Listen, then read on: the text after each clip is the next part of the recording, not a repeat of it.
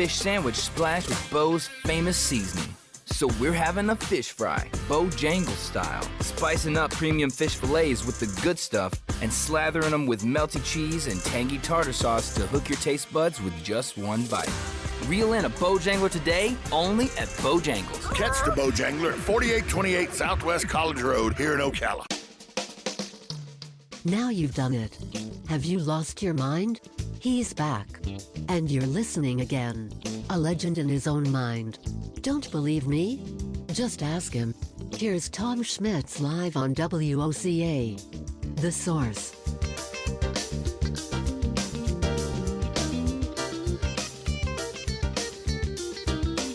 Welcome back to Ocala Talks. Coming up at 10:50.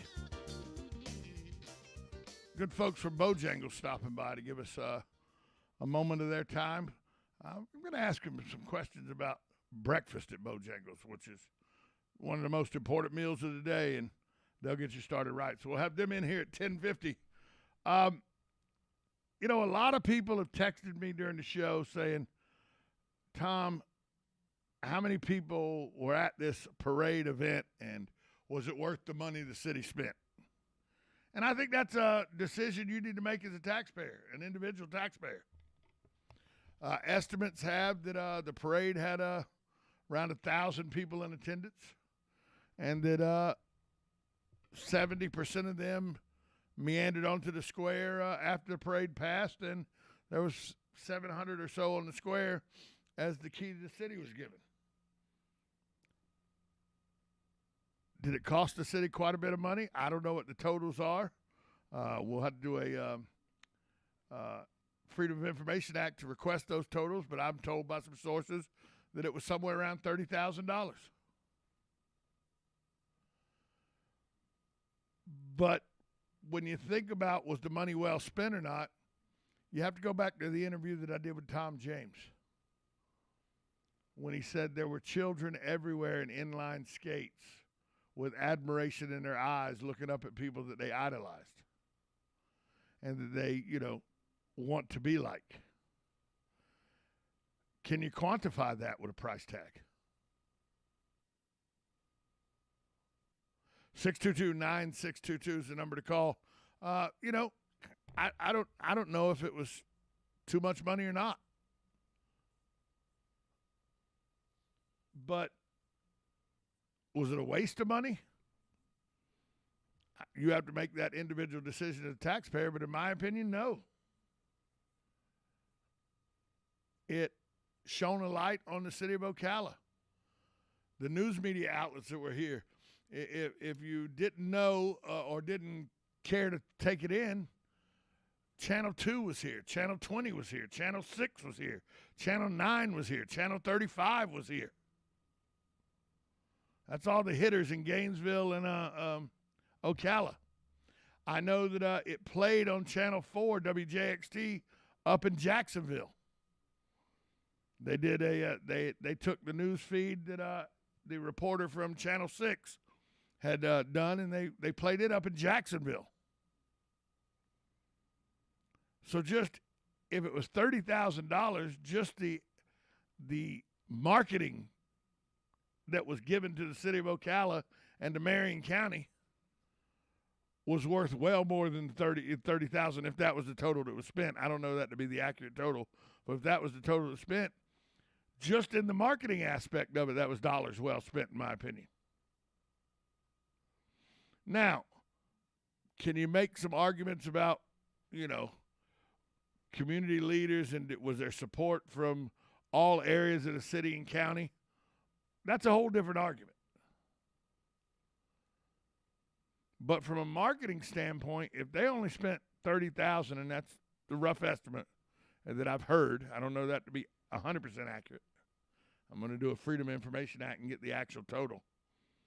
But if $30,000 is somewhere near the accurate number, just in the marketing on a whole,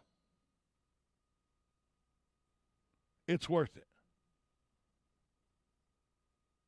It was well documented on the news program. They were like, the one news outlet actually followed them as they got off the plane in Orlando as the Ocala PD escorted them back to Ocala.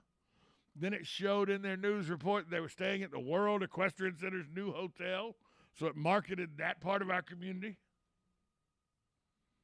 It showed the crowd at the square and the people that showed up, so it marketed that our community supports, our Olympic endeavors. Just from the aspect of marketing, you could justify the dollars that were spent. Not to mention the feel-good part of the stories.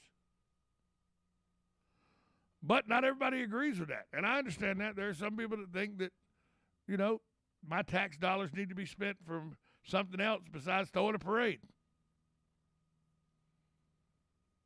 I understand your thought there.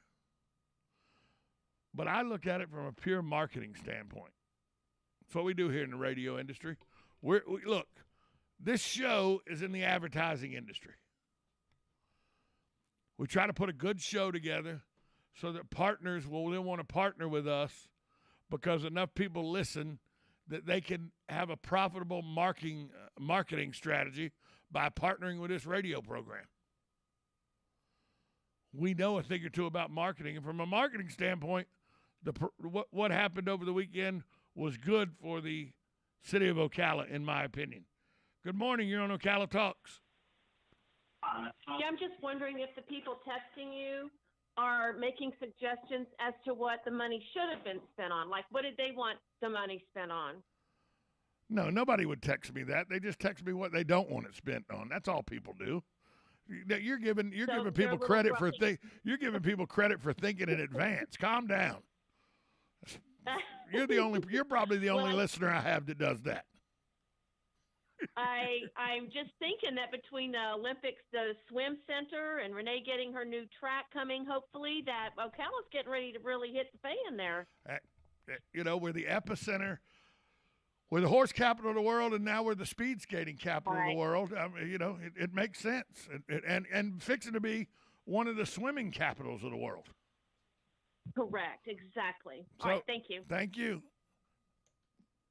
That's a valid question. If you thought the money was wasteful, what do you think it should have been spent on?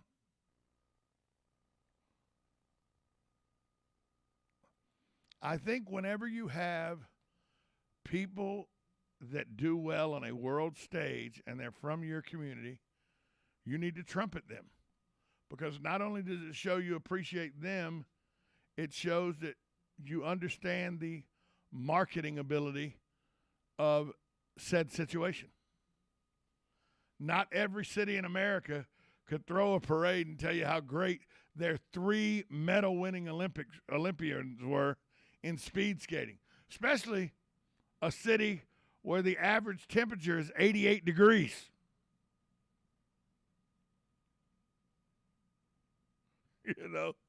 88 degrees doesn't let a whole lot of ice sit around.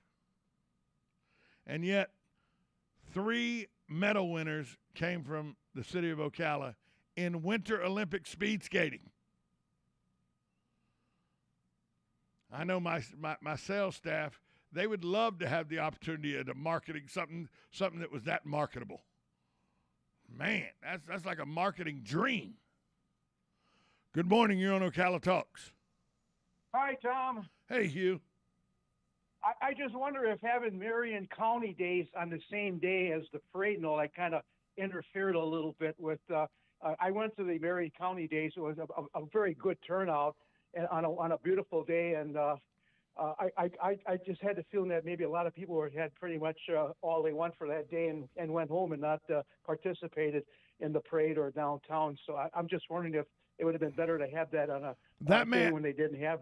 That may have had something to do with it, Hugh. But it also was they only had 3 weeks to put this together, okay?